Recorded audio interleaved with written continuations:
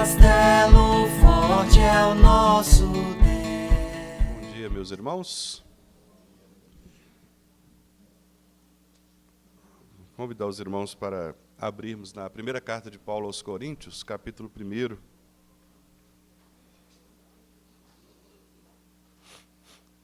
Considerando o final de ano, eu vou interromper, os nossos estudos na sequência da confissão, como estávamos fazendo, e vamos trabalhar alguns temas avulsos nesses últimos domingos de dezembro. E eu escolhi, então, primeira parte do capítulo 1 de Paulo aos Coríntios. Então, eu vou convidar os irmãos para fazermos a leitura do versículo 1 até o versículo 9. Primeira carta de Paulo aos Coríntios, capítulo 1, de 1 a 9. Diz assim: Paulo, chamado pela vontade de Deus para ser apóstolo de Jesus Cristo, e o irmão Sóstenes, a igreja de Deus que está em Corinto, aos santificados em Cristo Jesus, chamados para ser santos, com todos os que em todo lugar invocam o nome de nosso Senhor Jesus Cristo, Senhor deles e nosso.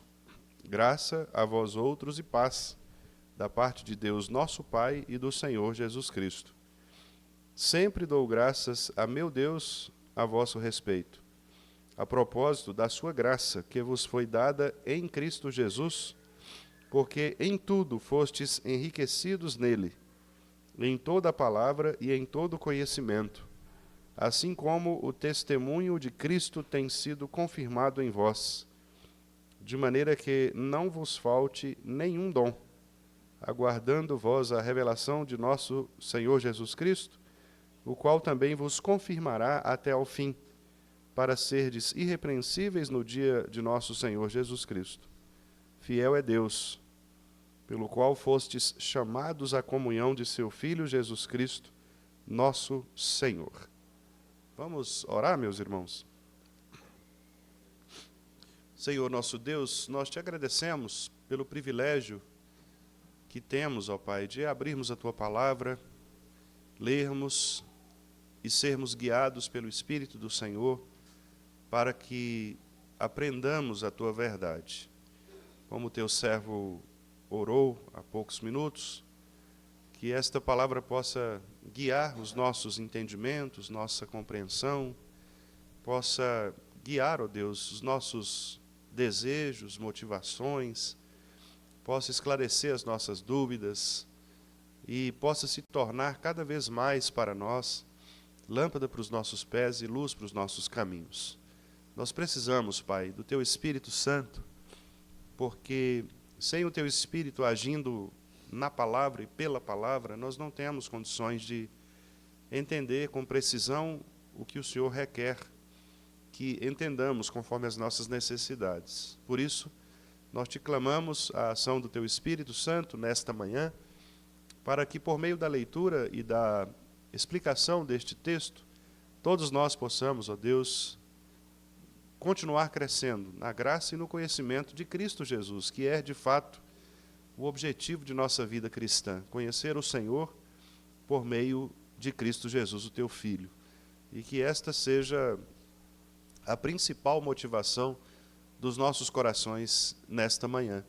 Que, de fato, possamos, ó Deus, terminar esta sessão da Escola Dominical crendo e confessando um pouco mais acerca do Senhor e de Teu Filho Jesus, para que assim, ó Pai, sejamos mesmo edificados como corpo, como igreja, e possamos dar bons frutos e um bom testemunho da palavra que tem agido em nós. Muito obrigado, Pai, pelos meus irmãos que estão aqui nesta manhã. Desde já eu peço ao Senhor que abençoe a cada um deles, as suas famílias. Cuide também daqueles irmãos que porventura não puderam vir por problemas de enfermidade ou por outra razão justificável, como trabalho, em escala, que o Senhor possa abençoá-los onde eles estiverem, Pai Santo. E nós que estamos aqui, possamos aproveitar ao máximo deste momento para que edifiquemos as nossas vidas sobre a Tua palavra. A Tua palavra mesmo afirma que a igreja do Senhor é edificada sobre a pedra fundamental, que é Cristo. Cristo é a palavra, Ele é a verdade, por isso nós queremos nos edificar na verdade do Senhor e que possamos aproveitar este momento agora para, mais uma vez, solidificarmos a nossa fé com base, ó Deus, na Tua palavra. É o que nós te pedimos, Senhor, agradecidos, em nome de Jesus Cristo, Teu Filho amado, nosso Senhor e Salvador. Amém. Meus irmãos, nós vamos então meditar nesta primeira sessão da carta de Paulo aos Coríntios. E eu gostaria de iniciar lembrando os irmãos o que é Corinto, né? Quem é esta cidade, como esta igreja foi estabelecida, para que nós possamos compreender um pouco melhor esta introdução que o apóstolo faz acerca da igreja. Meu objetivo aqui, agora pela manhã, é tratar do fundamento da igreja, não é? Nós vamos tentar perceber aqui qual era o problema que Paulo mencionou, o que está acontecendo aqui em Corinto, e por que Paulo, então, ele inicia a sua carta com estas palavras exatas, né, como as que ele iniciou. Sobretudo, dando graças a Deus por esta vida aqui desta igreja em Corinto. Então eu queria, antes, levar os irmãos de volta ao texto de Atos, capítulo 18. Porque em Atos 18 nós temos algumas informações a respeito da plantação desta igreja. Paulo estava na sua segunda viagem missionária. E ele estava então passando por Corinto, pregando a palavra aos crentes de Corinto. Corinto havia sido destruída por volta do ano 140 a.C. e ficou em ruínas. Depois ela foi reconstruída, um pouco depois, ali por volta dos anos 60 a.C., por um governador romano que tornou essa cidade grega numa província romana. Então, Corinto se tornou uma região bem singular, porque as províncias romanas elas eram, por natureza, cidades importantes do ponto de vista dos negócios, né? Da política, da economia, da administração, porque Roma agora, tomando conta desta região, por ali passavam os interesses de Roma, por assim dizer, né? Era uma cidade portuária. Então, como toda cidade litorânea, portuária, é uma cidade bastante heterogênea, né, diversificada, diversa, tanto na população quanto nos interesses. Vamos usar como exemplo aqui as nossas cidades litorâneas, né? Salvador, Rio de Janeiro, não é? Santos. Você tem, geralmente, nessas cidades, você tem os grandes portos, que é onde chegam as mercadorias que vêm do estrangeiro, não é? No caso do Porto de Santos, por exemplo, que é o maior do país. Você tem, ao mesmo tempo, níveis de taxas de turismo, né, muito alta, porque as pessoas vêm para conhecer estas cidades que são litorâneas, são praianas. Você tem também, quase sempre, um nível de promiscuidade muito maior do que as cidades do interior. É muito mais fácil você encontrar oportunidades de pecado nessas áreas sexuais nas cidades litorâneas do que nas cidades de interior. Então, Corinto não fugia muito a esta regra contemporânea, embora nós estejamos falando de tempos muito diferentes, né? 2000 anos de distância. Mas Corinto era mais ou menos isto que vocês imaginam ser uma cidade grande, uma cidade portuária, uma cidade importante dentro da província romana. Por esta razão, era uma cidade que precisava ser alcançada pelo Evangelho, não é? Uma das preocupações do apóstolo Paulo, e isso inclusive deveria nos orientar quanto à plantação de igrejas, Paulo pensava sempre em levar o evangelho para cidades que pudessem, a partir dali, expandir o evangelho. Paulo, ele tinha uma estratégia missionária muito interessante, que era conquistar as cidades importantes. Ele ia para as cidades importantes, não necessariamente as maiores, do ponto de vista populacional, mas as cidades estratégicas. Porque Paulo entendia que quando você planta uma igreja numa região estratégica, aquela igreja ela tem um potencial de crescimento para que ela possa alcançar outras, né? Então, Paulo não investia o seu tempo, que era curto, porque hoje nós temos recursos muito mais amplos, né? Paulo, naquela época, não havia recursos. Então, uma pessoa viajava para uma cidade e ele não era como hoje, que você simplesmente pega um carro, pega um avião, né, e vai para outros lugares distantes. Você gastava tempo para isso, né, dias de viagem, às vezes. Então, a estratégia precisava ser muito bem definida. E qual era a estratégia de Paulo? Conquistar as cidades mais importantes, as cidades polo, para que essa cidade se tornasse uma cidade estratégica na pregação do evangelho para as demais cidades. E por isso, então, ele deseja conquistar Corinto para Cristo, né? Porque era uma cidade, como eu disse, muito difícil, com seus desafios imensos, mas era uma cidade também polo, uma cidade importante, uma cidade muito estratégica.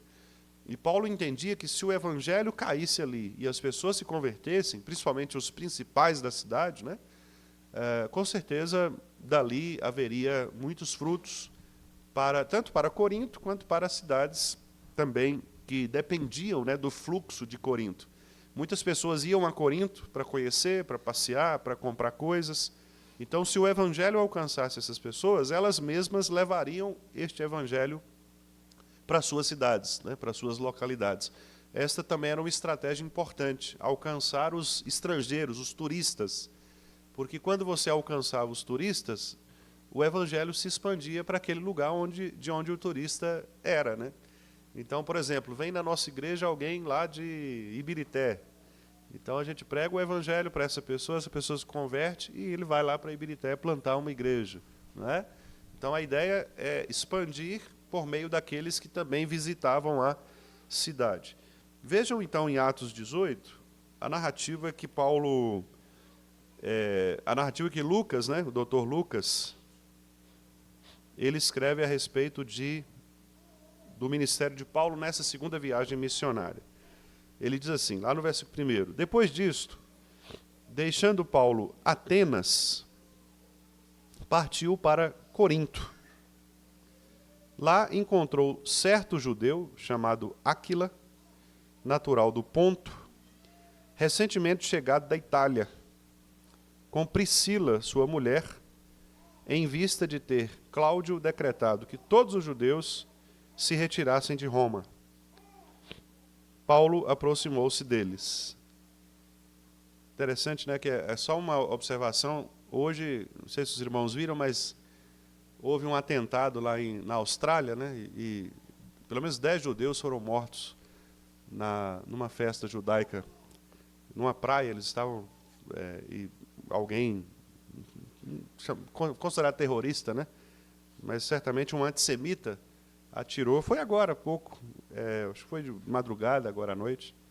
10 judeus, né, foram mortos. E eu me lembrei disso porque, geralmente, o cristianismo é acusado de ser antissemita, né, de ter o cristianismo contribuído para a repulsa aos judeus. Mas vocês estão vendo aqui que Roma, né, praticava isso com muita facilidade, né? Os judeus sempre foram uma nação estranha, né, para os povos estrangeiros. E a razão é simples, né? Jesus descendeu dali, né? Deus escolheu Israel para propagar o evangelho da graça. Então, os judeus serão sempre odiados mesmo, por onde quer que eles passem, porque isso está na raiz, né, da constituição do povo judeu.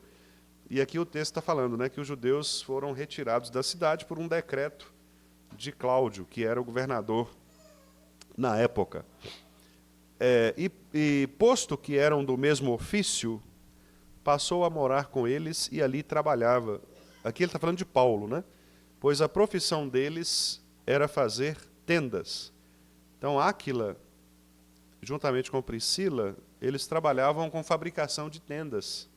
E Paulo também fabricava tendas. Então, eles passaram a morar juntos ali. Paulo foi abrigado, né, por este casal hospitaleiro, e eles, então, contribuíam ali uns com os outros. E todos os sábados discorria na sinagoga, persuadindo tanto judeus como gregos. Quando Silas e Timóteo desceram da Macedônia, Paulo se entregou totalmente à palavra. Aqui é a questão do ministério parcial e do ministério integral. Quando Paulo estava sozinho, e o sustento dele não podia ser por meio da igreja, então ele trabalhava para cobrir as suas próprias despesas. Mas uma vez que ele pôde se dedicar ao ministério de maneira integral, ele fez isso. Então aqui é um bom conselho para os pastores, né? A gente fica num momento de parcialidade até quando nós podemos exercer o tempo integral ao ministério da palavra, né? Se em algum momento nós não pudermos, então a gente trabalha para sustentar nossa família. Mas se podemos, abrimos mão do trabalho corriqueiro para vivermos do Evangelho. Então Paulo se entregou totalmente à palavra, testemunhando aos judeus que o Cristo é Jesus. O Messias, né, prometido é Jesus.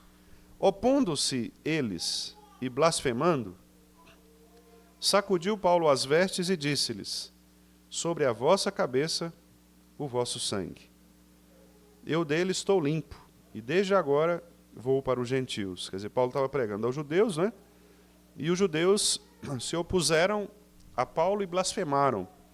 Paulo disse: olha, então, o evangelho está anunciado a vocês, agora o juízo está sobre vocês, eu estou limpo do sangue de vocês, porque eu anunciei a verdade a vocês. Então eu vou para os gentios, quer dizer, os não-judeus, né?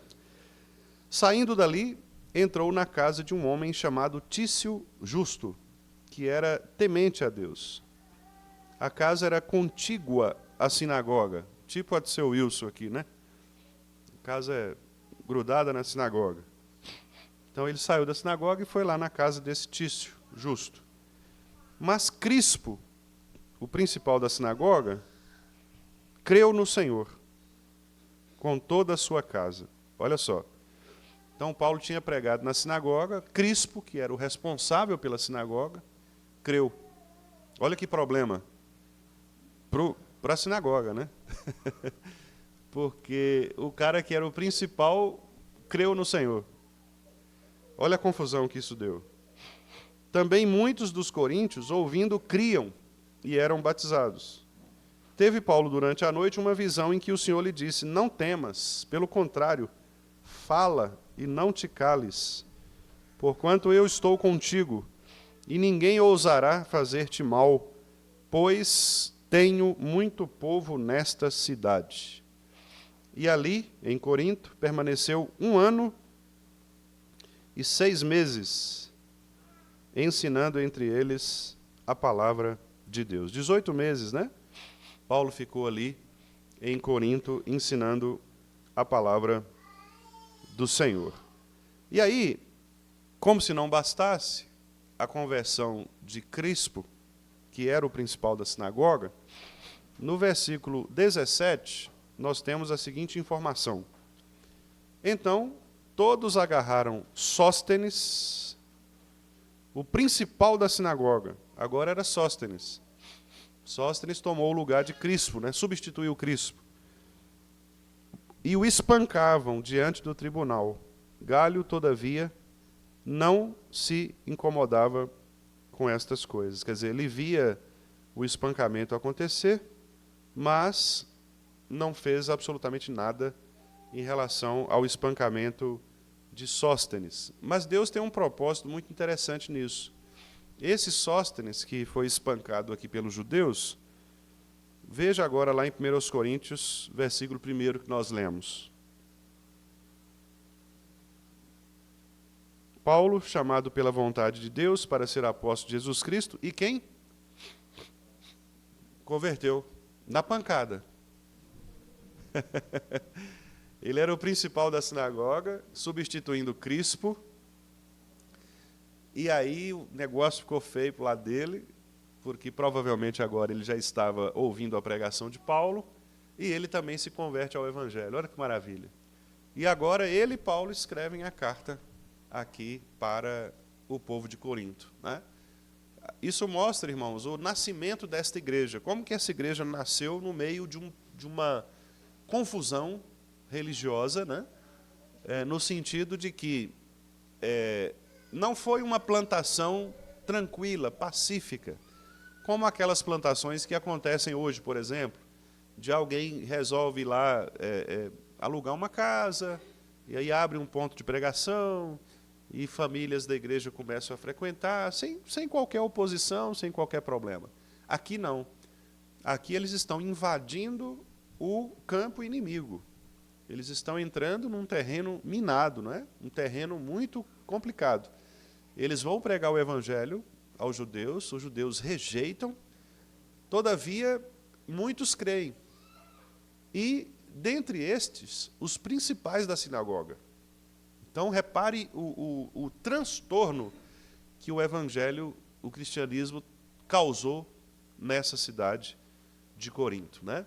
Então, você vê que a igreja nasce já com uma constituição divisionista, já com divisões dentro dela.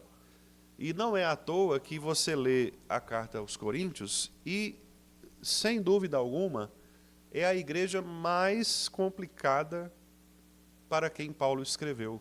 Nenhuma outra igreja, nenhuma outra carta traz tantos problemas quanto a igreja de Corinto.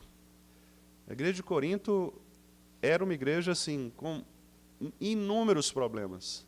Egoísmos, divisões entre pessoas, imoralidade, problemas judiciais, irmão que levava o outro na justiça comum,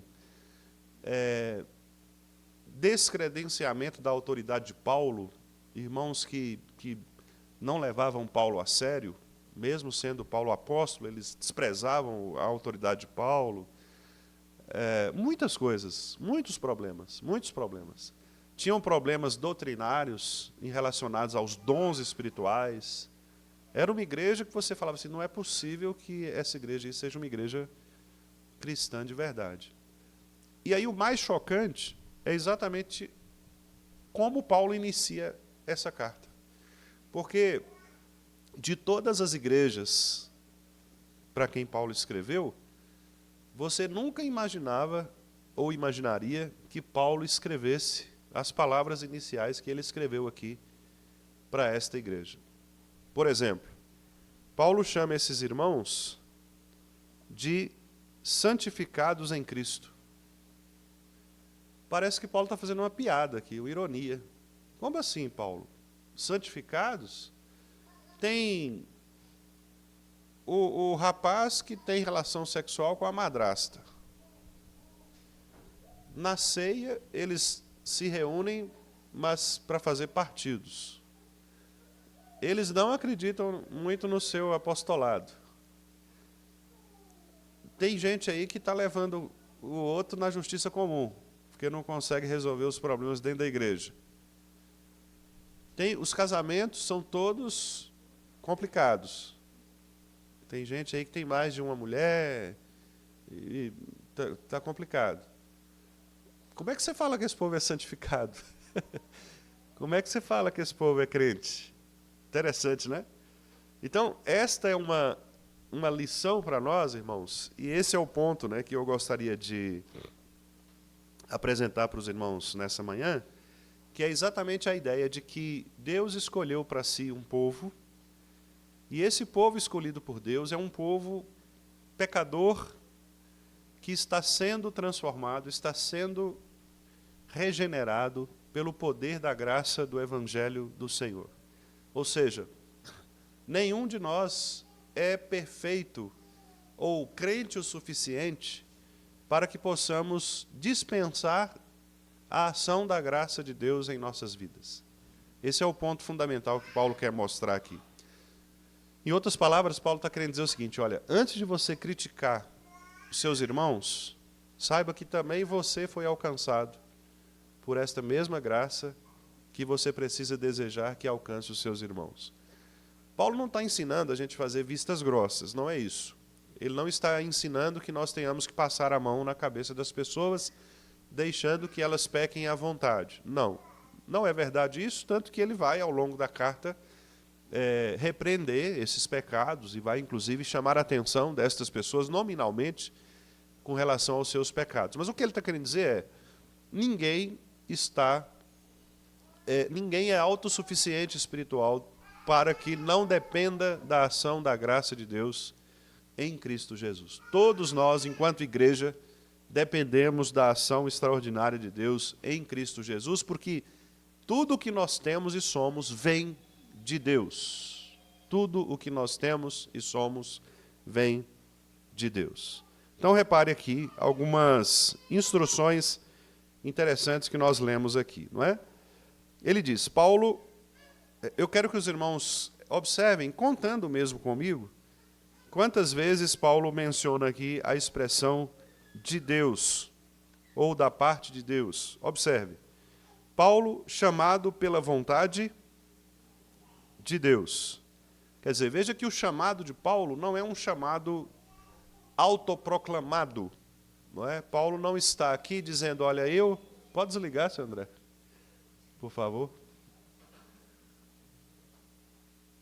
Se mais algum irmão tiver ligado, eu vou pedir para desligar também, porque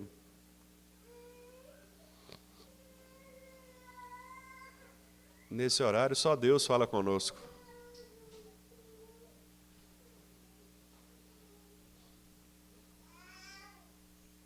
Então, chamado pela vontade de Deus. Paulo não foi autoproclamado, não é?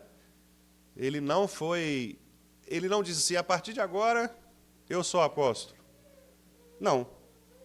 A partir de agora eu fui chamado por Deus. Isso está muito claro, não está? Porque na conversão de Paulo, o que aconteceu? Paulo estava tranquilo ali, inclusive indo perseguir os cristãos, né? Cumprindo a sua missão, e Deus o chama. Deus o chama de maneira extraordinária. E ele, então, tem aquela visão espetacular acerca do Evangelho, né? Acerca da graça de Deus. Fica cego, inclusive, né? Mostrando que o Evangelho ele nos atinge de tal maneira que até os nossos próprios sentidos eles são alterados também, né? Então ele fica cego ali por um tempo e vai para ser acolhido. Deus fala com ele, olha, entre aí na rua direita ali para você dar as instruções, e ele vai, e então ele é recebido, né, por Barnabé, e os irmãos sabem da história. Barnabé, ele recebe Paulo, precisa convencer os irmãos crentes, né, de que, de fato, havia sido convertido, porque eles não estavam acreditando muito, né? Eles achavam que era uma cilada de Paulo. Paulo estava entrando, né, no meio da igreja como espião, né, para tentar ainda mais ter acesso e matar os cristãos. Então eles desconfiavam de Paulo e Barnabé teve que entrar na jogada e falar, não, irmãos, ele realmente é convertido, ele é crente, ele mudou, né, Deus transformou sua vida. E aí Paulo precisou provar, né, por meio do seu exemplo mesmo, do seu testemunho, ele precisou provar como que Deus havia transformado a sua vida. Então, chamado pela vontade de Deus, ele não foi autoproclamado. Depois veja o verso 2. A igreja de Deus. Mais uma vez, Paulo está mostrando que a igreja não é um produto da mente humana, não é uma invenção humana. Não foram pessoas que se reuniram em determinado momento e disseram assim, não, a partir de agora nós vamos fundar uma instituição chamada igreja. Não, a igreja, ela sempre existiu como um chamado de Deus. E a gente vai lá para Abraão e a gente percebe, lá em Abraão, a igreja sendo formada, né? Quando Deus então diz para Abraão, olha, sai daí, eu vou chamar um povo, vou chamar toda uma nação, né? Você vai ser pai de muitas famílias, né? Esta grande nação se chamará a eclesia, a assembleia, a igreja do Senhor. Então a igreja é de Deus, de Deus. Depois, lá no versículo 3, mais uma vez ele diz assim: graça a vós outros e paz da parte de Deus. Então repare que o que a igreja recebe em termos de graça e de paz vem de Deus. Não é um produto humano. Não é alguém que intencionalmente fabrica isso. Por exemplo, a gente fala assim: pastor, a nossa igreja está precisando de paz. Sim, mas quem dá essa paz é o próprio Deus. Por meio de quê? Aí nós vamos ver daqui a pouquinho. Mas é Deus quem produz essa paz. Pastor, nossa igreja está precisando de crescimento. Quem é que dá esse crescimento? O crescimento vem de Deus. Pastor, nós estamos precisando de líderes. Quem é que dá os líderes? O próprio Deus. Por quê? Porque a igreja é de Deus. Quer dizer, tudo procede de Deus. Então, o chamado de Paulo é de Deus, a igreja é de Deus, e os recursos da igreja são de Deus. Tudo é da parte de Deus. E aí, Paulo, obviamente, se tudo é de Deus, não é? Se o chamado dele é de Deus, se a igreja é de Deus, e se os recursos para a igreja são de Deus, a quem nós devemos dar graças, a quem nós devemos glorificar? A Deus. E é o que ele faz na sequência. Sempre dou graças a Deus. Repare então que Deus aqui é o centro, né? O centro fundamental de toda a existência da igreja. E ele fecha essa sessão lá no verso 9, dizendo assim: fiel é Deus. Quer dizer, o que significa a fidelidade de Deus? Significa que Deus vai cumprir tudo aquilo que ele prometeu cumprir. Deus vai fazer, no tempo dele, tudo aquilo que ele determinou. Ele chamou uma igreja para si, ele estabeleceu líderes para essa igreja, ele municia essa igreja com recursos. Então, no tempo dele, as coisas vão acontecer, né? Olha que instrução poderosa. E imagine agora você dentro da igreja de Corinto, olhando para o lado e vendo, como eu disse para os irmãos, o rapaz tendo relação sexual com a madrasta, ninguém fazendo nada. Talvez você pense assim, a igreja do Vale, né? Você fala, gente, não é possível. Fulano está agindo de tal maneira assim, assado, e o conselho não faz nada. E o pastor não faz nada. Corinto tinha um rapaz que tinha um relacionamento sexual com a madrasta e ninguém fazia nada. Você olha para a igreja do Vale e fala assim: nossa, a igreja do Vale é toda dividida, né? Assim, tem partidos, tem grupinhos, tem panelinhas. Corinto tinha também as panelinhas, os grupinhos. Obrigado, irmão Andrelino. Não, tudo bem. É só porque realmente chama atenção e precisa... joga na parede. É que ele... Brincadeira. Obrigado, viu, pela compreensão do irmão. Corinto tinha gente que levava na justiça. Talvez você esteja pensando, mas não é possível, né? A igreja... olha a divisão que há na igreja do Vale. Fulano não conversa com Beltrano, Beltrano... Tudo isso tinha em Corinto, não é? E eu acho que nós podemos, assim, com toda franqueza e alegria no coração, até dizer que nós estamos, de certa maneira, melhor do que os coríntios, né? Porque não há tantos assim escândalos, né, como havia na igreja de Corinto. Mas veja que Paulo está dizendo para essa igreja problemática o seguinte: olha, você está preocupado com tudo isso, mas lembre-se de que a igreja é de Deus, os líderes que vocês têm são dados por Deus, e os recursos que vocês têm na igreja são presentes de Deus. Então você precisa agradecer a Deus. Isso aqui é uma... Como disse um amigo meu ontem, numa postagem que eu fiz, é uma lapada santa, né? Por quê? Porque, assim, mostra para a gente o seguinte: sabe aquelas pessoas que falam assim, eu vou sair da igreja porque aquela igreja é cheia de problema? Não tem gente assim? Não vou mais naquela igreja, não, porque aquela igreja é toda problemática, né? No sentido relacional, etc. Se alguém fosse pensar isso de Corinto, a igreja não existiria. Porque ou a igreja para ter problema é essa, né? Então, é como se Paulo tivesse dizendo, irmãos, calma, a igreja é de Deus. Os líderes são dados por Deus, os recursos que vocês têm são presentes de Deus. Então, não justifica você abandonar a igreja, não justifica você sair da igreja por causa disso. Muito pelo contrário, lute pela sua igreja. Arrependa-se dos pecados que porventura sejam os seus, e se não forem os seus pecados, forem pecados de outros, ajude esses irmãos mais fracos a se arrependerem e a se ajustarem no Evangelho. Essa é a mensagem de Paulo para a igreja de Corinto. Quer dizer, você está numa igreja, Deus chamou você para esse lugar, então você tem que ser bênção nesse lugar. Você tem que fazer deste lugar o seu lugar de ministério. A sua missão é aqui. Não adianta você dizer, apontar para os outros, aquela igreja é isso, aquela igreja é aquilo, tem problema aqui, tem problema ali. Isso não vai adiantar.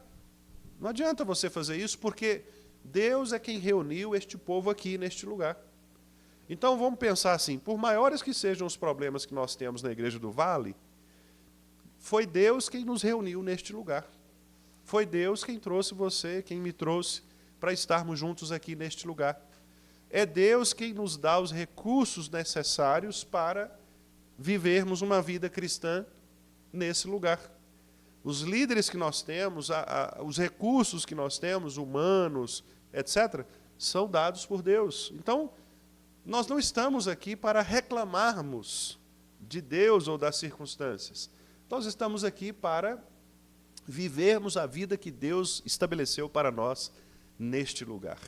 E aí você pergunta assim, mas o que Deus quer que nós façamos neste lugar? Paulo responde também. Veja lá, na primeira parte, não é, do versículo 2, ele diz assim, a igreja de Deus que está em Corinto, então a igreja de Deus que está no Vale do Jatobá, aos santificados em Cristo Jesus, porque nós fomos santificados em Cristo, porque senão nós não seríamos crentes. O que é que Paulo fala agora? Nós fomos chamados para quê?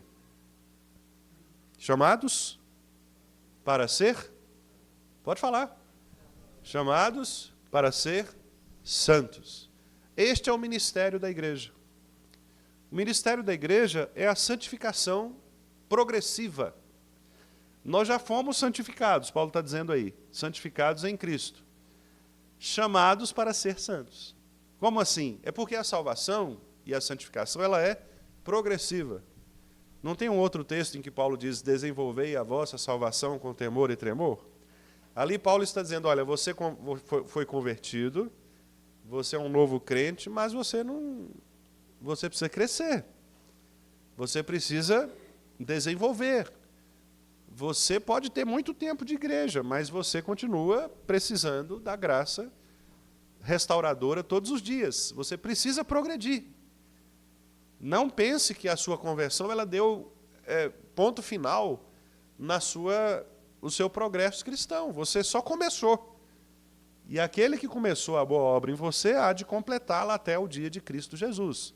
Então, começou agora, mas você precisa se desenvolver. E como que você se desenvolve? Recentemente nós vimos isso no sermão lá de Filipenses, né? Exatamente neste texto, desenvolver a vossa salvação com temor e tremor. Como que nós nos desenvolvemos? Por meio dos meios, dos instrumentos que o próprio Deus nos dá, chamados meios de graça, que é a leitura da palavra, a oração, a pregação, a comunhão dos santos. Né? Todos os recursos que Deus nos dá para que nós possamos compreendê-lo melhor. E estes recursos, eles são dados, irmãos, para sermos santos, eles são dados, disse Paulo, por meio de Jesus Cristo. Veja que interessante aqui, agora, nós fizemos aquele exercício de encontrar de Deus. Agora nós vamos encontrar em Cristo. Olha só. Versículo 1. Paulo foi chamado pela vontade de Deus para ser apóstolo de quem? De Jesus Cristo. Versículo 2. Os irmãos de Corinto são santificados em quem? Em Cristo Jesus. Eles invocam o nome de quem? Versículo 2. O nome de nosso Senhor Jesus Cristo. No verso 3, a paz é da parte de Deus Pai e de quem mais? E do Senhor Jesus Cristo. Versículo 4, a graça nos foi dada em quem? Em Cristo Jesus. 6, assim como o testemunho de Cristo tem sido confirmado em vós. Eles aguardam, versículo 7, a revelação de nosso Senhor Jesus Cristo. Versículo 8, para serem irrepreensíveis que dia? No dia de nosso Senhor Jesus Cristo. E verso 9, chamados à comunhão em quem? Em do Filho Jesus Cristo. Repare que praticamente em todos os versículos, Paulo cita a mediação de Cristo Jesus. Interessante, né? Então, Deus Pai e Deus Filho, envolvidos nesta relação de doação dos benefícios que nós temos e recebemos do Senhor. E é interessante porque Paulo então mostra que a igreja de Corinto, por pior que ela fosse no sentido desses problemas que nós mencionamos aqui, ela continuava sendo o povo de Deus, continuava sendo igreja de Deus, continuava recebendo os benefícios de Deus, da parte de Deus. Então, por que esses irmãos não abandonavam seus pecados, não se emendavam em relação a Deus? Por que eles não progrediam na fé?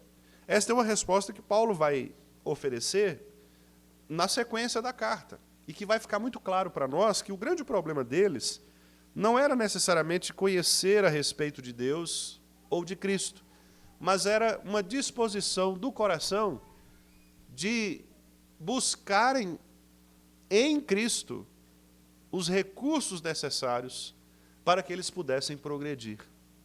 Isso mostra para nós uma questão muito interessante em relação à vida da igreja. Meus irmãos, todas as vezes que nós estamos diante de planejamentos, né, em geral, na igreja, nós sempre nos esbarramos nas questões relativas ao que fazer, né? Então, assim, por exemplo, nós queremos fazer a igreja crescer. O que fazer para fazer a igreja crescer? Então, a gente busca, e os pastores, inclusive, são muito, em certa medida, né, em alguns contextos, são muito pressionados em relação a isso, né? E é interessante que, quando você vai olhar para a Bíblia, você vai perceber que o único recurso que a Bíblia nos ensina em relação ao crescimento de igreja, né, ao planejamento missional, que é pregar o Evangelho por meio de missões, evangelismo, etc., é a pregação da palavra. Não há outro método que você fale assim, o apóstolo sugeriu isso, ou planejou aquilo. Não. A ideia do apóstolo Paulo, principalmente, né, que é o que mais escreveu no Novo Testamento, era muito simples. Paulo chegava numa determinada localidade, como eu falei aos irmãos, ele era estratégico nesse ponto, de encontrar um lugar que poderia se tornar depois um polo, né, e ele pregava a palavra. Ele saía pregando a palavra, ele ia na sinagoga, ele pregava a palavra, ele pregava na rua, ele pregava nas casas. Era a pregação da palavra, não havia outro meio. Ele não dava presente para as pessoas, não fazia sopão, não tinha trabalho social, nada disso. A igreja não se preocupava com essas coisas, ela pregava o Evangelho. E na pregação do Evangelho, Deus fornecia a esta igreja os recursos espirituais para que ela pudesse crescer. Então, irmãos, não há outro método de crescimento de igreja que não seja a pregação da palavra. A igreja cresce com a pregação da palavra, a pregação genuína, fiel, a pregação bíblica, a pregação que expõe o pecado e que apresenta Cristo como sua solução. Aí talvez você diga, sim, pastor, eu compreendo, mas você ter um ambiente agradável, você ter um culto assim, assado, tudo isso vai contribuir para que as pessoas venham. Concordo. Mas, para ter estas coisas, você precisa ser guiado pela palavra. O que direciona o culto, por exemplo? A palavra. O modo como nós cultuamos. Onde é que nós encontramos o modo correto de cultuar? Na palavra.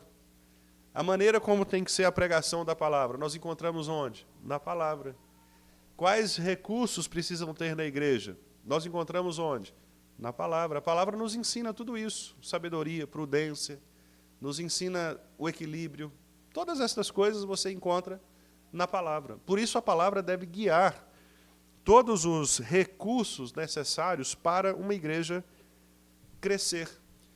E, inclusive, né, como no caso de Corinto, para uma igreja se arrepender dos seus pecados e se voltar para o Senhor. Então, veja, nós já falamos algumas coisas importantes aqui.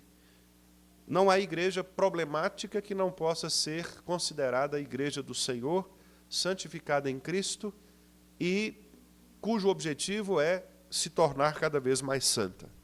Então, se você está aí no seu coração, talvez carregando algum ressentimento, né, em relação à sua igreja, a Igreja do Vale, pensando assim, a Igreja do Vale não tem jeito, sempre foi assim, sempre foi assado, enquanto fulano estiver lá, etc. Enquanto você está pensando errado, porque a igreja não pertence a você, a igreja pertence a Deus, a igreja pertence ao Senhor. É Ele quem chama este povo para congregar aqui, é Ele quem dá os líderes para este povo que congrega aqui, e é Ele quem fornece os recursos necessários para que essa igreja floresça. Então, agradeça a Deus. Versículo 4. Sempre dou graças a meu Deus a vosso respeito. Agradeça ao Senhor por tudo que você tem na Igreja do Vale. Agradeça ao Senhor porque aqui Deus te colocou para participar deste processo, não é? E lembre-se, irmãos, especialmente aqueles mais novos, né? Lembre-se de que não foi você quem fundou a igreja. E os fundadores da igreja que estão aqui, lembrem-se de que também não foram vocês que fundaram a igreja. A igreja é de Cristo. A pedra fundamental é de Cristo. Não é do Antônio Sperber, não é do... Fala outros aí. Wilson Lins, Floriano Santana, Josias. Esses homens foram usados por Deus ao longo da história, mas são homens. São homens. A igreja é de Cristo. Não idolatrem esses homens. Não idolatrem. Não é só o Antônio Sperber que Deus abençoa. Deus abençoa todos os homens que passaram por aqui. Deus abençoa o povo dele, a igreja dele. O pastor Wendel vai passar por aqui, vai morrer um dia, vai sair, outro virá. A igreja é de Cristo. Nós não colocamos o nosso nome pessoal na igreja do Senhor. Calvino, quando ele estava perto de morrer, uma coisa que ele pediu foi para que não se identificasse sua lápide. Ele não queria ser adorado, cultuado, gente fazer peregrinação, porque nós não somos dignos disso, meus irmãos. Nós somos instrumentos do Senhor, nós somos parte do corpo de Cristo. Você que está aqui e que talvez nunca tenha colocado um tijolo na igreja, é tão importante quanto alguém que construiu essa igreja. Porque você foi salvo pela mesma graça. Você foi alcançado pelo mesmo poder. Então, no reino de Deus não existe esse negócio de... Lembra da mulher que chegou para Jesus e falou assim, ô Senhor, coloca meus 2 filhos lá perto do Senhor lá, porque... Jesus falou, o que é isso? No reino de Deus não tem essas coisas, não. No reino de Deus não tem esse negócio de... Deus... O nivelamento de Deus é diferente do nosso. Nós temos esse mau costume de colocar, às vezes, hierarquias, né, dentro da igreja, mas o próprio Cristo nunca fez isso. Pelo contrário, Cristo falou que o menor é que seria o maior, aquele que servisse. Né? Quando ele foi lavar os pés dos discípulos, as pessoas ficaram preocupadas ali, porque, o que é isso, Senhor? Né? E ele fazia isso porque ele desejava servir. Então, a igreja, meus irmãos, é de Cristo. Quem fundou a igreja do Vale foi Cristo. Se Cristo não tivesse dado a sua ordem para que essa igreja aqui se edificasse, pouco importaria os homens que passaram por aqui.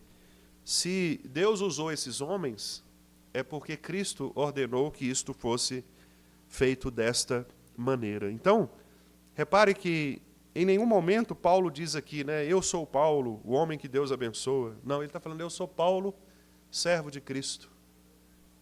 Eu sou Paulo, apóstolo de Cristo, chamado para ser apóstolo, para sofrer, para morrer pela igreja. Paulo estava aqui provavelmente em Éfeso, onde ele passou 2 anos e pouco, porque ele foi convidado, né, por Barnabé. Barnabé, eu costumo brincar, dizendo que ele era aquele pastorzão que visitava as pessoas. Se Barnabé fosse auxiliar do pastor Wendel, ele já tinha visitado a igreja toda semana, saberia de todos os pães de queijo, dos bolos, né, dos irmãos, só que ele não teria tempo para preparar o sermão. Então, ele falaria assim, pastor Wendel, faz o seguinte, você fica com o sermão e eu vou caminhar e visitar o povo. Beleza, foi uma parceria maravilhosa. Ele compreendeu que ele tinha uma parte importante, mas ele estava deixando a desejar noutra. Aí o que ele faz? Ao invés de tentar fazer uma coisa mal feita, como infelizmente alguns fazem, né? Só para parecer que está trabalhando, mas faz mal feito, ele falou assim, não, eu vou então convidar uma pessoa que faz isso que eu não sei fazer. Aí ele chamou Paulo. Ele falou, Paulo, estou precisando de um pregador, de um cara que doutrina, de um cara que chega no púlpito e prega. Beleza, nós vamos. Aí os dois fizeram uma parceria. E Paulo foi ensinar na igreja de Éfeso. Interessante, né? Ele ficou lá 2 anos e pouco. E foi muito boa a parceria entre eles, né? Pastor auxiliar e pastor titular. Um cumprindo ali as suas funções mais, entre aspas, relacionais, enquanto Paulo, obviamente sem desprezar isto, mas dedicando-se, né, ao ensino e à pregação da palavra. Isso está lá em Atos, né? Atos nos informa, Lucas nos informa isso. Depois, inclusive, os dois vão ter uma briga, né, porque por causa de Marcos. O Marcos, que escreveu o Evangelho, Marcos foi na primeira viagem missionária, mas ele, não sei por que cargas d'água, ele desistiu no meio do caminho.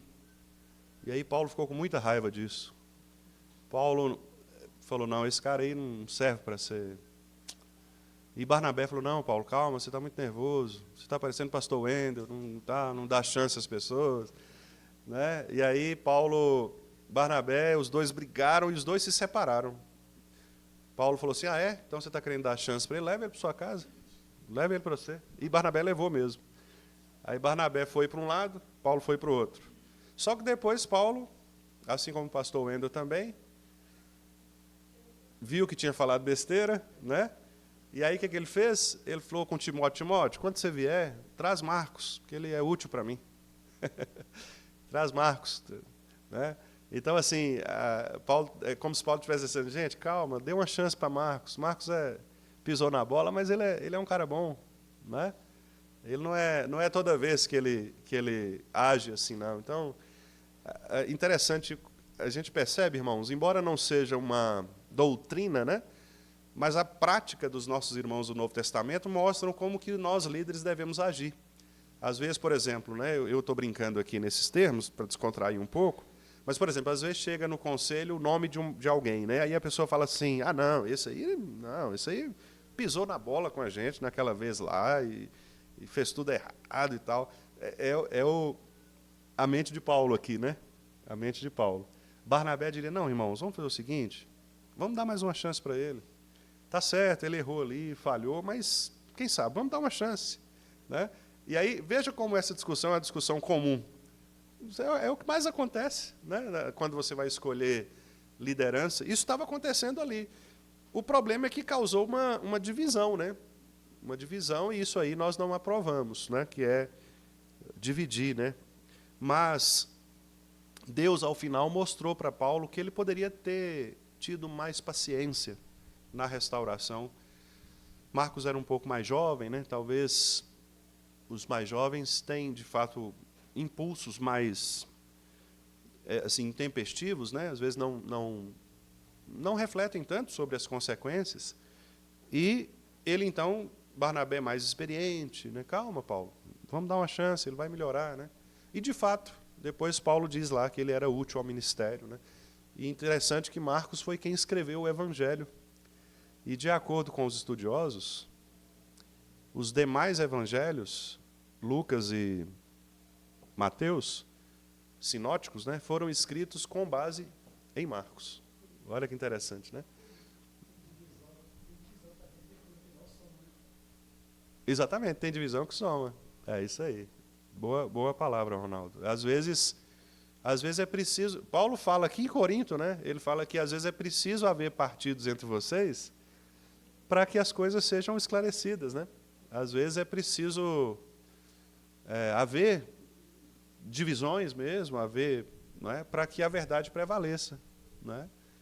E Deus é soberano, inclusive nisso. Né? Às vezes nós nos preocupamos com afirmar a verdade para não termos confrontos, não é? E às vezes nós estamos perdendo a oportunidade de Deus mostrar e nos ensinar. Às vezes o confronto, irmãos, ele é bom.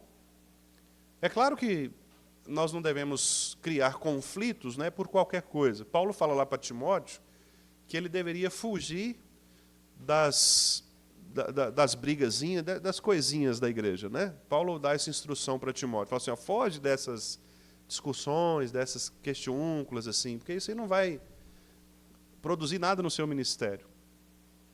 Agora, tem confrontos que são inevitáveis, né? Por exemplo, há questões que precisam ser tratadas, por exemplo, no caso de Paulo aqui, com relação ao rapaz que estava tendo relação sexual com a madrasta. É óbvio que precisava tratar disso. É óbvio. Não havia como deixar isso passar, né? E Paulo trata. Paulo diz claramente, olha, vocês estão pecando e pior, vocês estão achando que isso aí é coisa boa. Vocês estão se orgulhando de ter um pecado desse na igreja e vocês não tratarem, né? E aí Paulo bate mesmo assim com bastante precisão nesse pecado, né? Então, quer dizer, há coisas das quais nós não podemos fugir. Nós temos de tratar. Agora, há outras questões que podem ser tratadas depois, né? Coisas menores que não vão edificar a igreja. Mas deixe-me então voltar aqui para a gente finalizar. O chamado de Paulo é de Deus, a igreja é de Deus, os recursos são de Deus, a glória que nós temos de dar é a Deus, não a pessoas, né? E ele diz aqui mais, irmãos, para terminar, a ênfase que eu gostaria de finalizar é a seguinte, no verso 5, né, ele fala assim, porque em tudo fostes enriquecidos nele, quer dizer, em Cristo, né, em Jesus Cristo, em toda palavra e em todo conhecimento, assim como o testemunho de Cristo tem sido confirmado em vós, de maneira que não vos falte nenhum dom. Olha só que interessante. Eu quero destacar isso aqui porque, mais uma vez, lembre-se da igreja de Corinto, uma igreja extremamente complicada, com inúmeros pecados. E o que é que Paulo está falando para esses irmãos? Que eles foram enriquecidos, eles são ricos. Ricos de quê? Dos dons de Deus. Versículo 7. De maneira que não vos falte nenhum dom. Olha que coisa interessante. Quer dizer, a igreja de Corinto tinha tudo de que ela precisava para crescer. Ela tinha todos os recursos necessários para ser uma igreja fiel a Deus. Então, os irmãos estão percebendo onde eu quero chegar? Deus nos tem doado todas as coisas. Por que, então, que Corinto tinha tanto problema como Paulo vai descrever ao longo da carta? Por causa do pecado não confessado. Por causa da ausência de arrependimento. Por causa da falta de compromisso das pessoas individualmente com Deus. Porque, na verdade, a igreja tinha todos os recursos. Vamos pensar na igreja do Vale. A igreja do Vale tem sido alimentada pela palavra ao longo desses anos? Tem sido alimentada. O que falta à igreja do Vale para que a igreja do Vale se torne uma igreja pungente, uma igreja vigorosa, uma igreja que pregue o evangelho, que avance o reino? Percebe? Os problemas que nós temos nas igrejas são problemas que todas as igrejas têm. E em toda igreja que você for, você vai encontrar problema. Não existe igreja perfeita, não existe igreja sem problema. Eu sei que eu estou falando aqui um clichê, uma coisa que todo mundo sabe, mas é só para lembrar os irmãos que a grande questão não é nós fugirmos de onde nós estamos. A grande questão não é virar as costas para os problemas que nós, porventura, tenhamos de enfrentar. A grande questão aqui é nós crermos que nós estamos neste lugar não por obra humana, mas nós estamos aqui por obra divina. Foi Deus quem plantou esta igreja e é Deus quem sustenta esta igreja. E como Deus sustenta esta igreja? Pela sua palavra, verso 5. Vocês têm sido enriquecidos nele, em toda a palavra e em todo o conhecimento. Está vendo? Às vezes as igrejas não são enriquecidas porque falta-lhes a palavra. Você tem todo o resto, mas não tem a palavra. Imagine uma criança recém-nascida, Bebel ali, ó, Nonô, Gustavo, nasce e aí os pais falam assim, não, esse negócio de dar leite aí é bobagem. Nós vamos dar Coca-Cola. Leite materno? Besteira, dá uma feijoada logo aí para esse menino. É mais ou menos isso que acontece nas igrejas. Existe o alimento certo, que é a palavra. Mas aí, aqueles que deveriam alimentar, trazem outros tipos de alimento. O que acontece com essa criança? Morre. Desnutrida, fraca. É isso que acontece, irmãos. Não há segredo para a nutrição da igreja.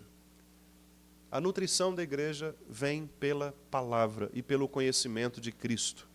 Quanto mais nós conhecemos sobre Cristo, quanto mais nós conhecemos sobre a palavra de Cristo, mais nós somos enriquecidos nele.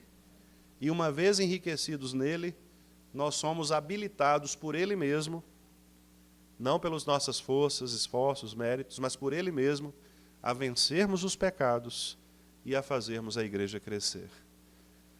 E lembre-se do versículo 9. Deus é fiel. Sabe o que Paulo está querendo dizer com isso? Pode acreditar que Deus vai cumprir o que ele disse que faria. Eu gosto muito da palavra do reverendo Josafá Vasconcelos. Reverendo Josafá esteve aqui conosco, alguns irmãos, né, vão se lembrar, e ele sempre contou a história da época em que ele era arminiano, né, e ele saía por aí pregando a Bíblia, fazendo apelo, né, para as pessoas, etc. E ele disse que quando ele converteu de verdade, que é a expressão que ele usa, né,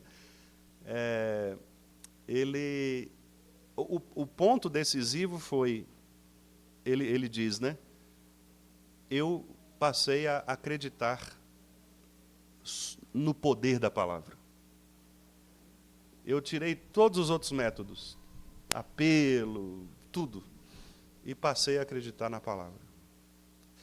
E é interessante isso, né? Quando você diz assim, Deus está falando, pregue a palavra, faça discípulos, ensine as pessoas a guardar tudo o que eu ordenei. Esse é o método. Esse é o método. Esse é o método para fazer a igreja crescer. Esse é o método para fazer a igreja se nutrir. Este é o método para corrigir pecados. Esse é o método para famílias, casais. Esse é o método para a educação de crianças. Esse é o método para manter adolescentes e jovens dentro da igreja. É a palavra. É o alimento certo. É a nutrição que vem do Senhor. A igreja é de Deus, o chamado é de Deus, os recursos são de Deus. Então, vamos dar graças a Deus, glórias a Deus, porque Ele tem nos provido com aquilo que é fundamental para o nosso crescimento na fé, que é a palavra e o conhecimento dEle. Deus é fiel, irmãos. Não duvidem do poder de Deus. Não duvidem. Eu estou lendo essa semana um livro do Dr. Herbert Charles Jr., que é um pastor americano, né, batista. Até tenho colocado no grupo lá algumas frases impactantes que ele escreve nesse livro. O livro é sobre o pastoreio. E ele diz lá assim, ele faz uma pergunta interessante, ele fala assim, se Deus disse que a palavra dele é o meio para fazer a igreja crescer, se alimentar, por que você acha que você vai ter um meio mais eficaz do que aquele meio que o próprio Deus estabeleceu para si? Veja como nós somos pretensiosos, não é? De acharmos muitas vezes que os nossos métodos, que o nosso jeito, que a nossa forma é que vai dar jeito na igreja. Não, é a palavra. Foi Deus quem disse. E Deus é fiel para cumprir isso.